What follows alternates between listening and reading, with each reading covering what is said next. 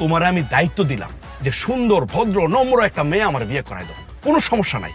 আমি চাইলে তো আমি নিজের পছন্দ মতো বিয়ে করতে পারতাম না, কেন করি নাই? কারণ তোমার একমাত্র পোলা আমি যদি পছন্দ মতো বিয়া করে ফালাইতাম, গ্রামের মানুষ কি কইতো যে এই যে দেখো পোলা নিজের পছন্দ মতো বিয়ে করে ফালাইছে, মানিজ্য থাকতো। তোমার আমি দায়িত্ব দিলাম, আর তুমি কি করলা? তোমার সাথে মিলাইয়া একটা মেয়ে নিয়ে আইছো, আইনা আমার বিয়ে করাই দিছো। তোমার তো এমনি ধৈর্য কম, ওর তো আরো কম। কিরম বিয়াটা করাইছে এই বউরে দেখতে কেনা না পছন্দ করবো? আমার মতন লোকে মিল হইছে দেখি তো আমি এই বউ আনছি। এত সস্তা না, মানে আপনার মনের সাথে আমার মন মিলেছে দেখে আমি কিন্তু কবলটা কইছি। তাহলে একটা কাজ করো, কি হয়েছে?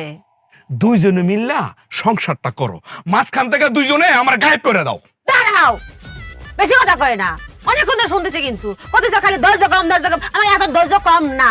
স্বামী শোনো, আমরা হচ্ছে মামে একটু সময়ের আগে ছিল না মা, কষ্ট না কিছু। একদম ঠিক কথা।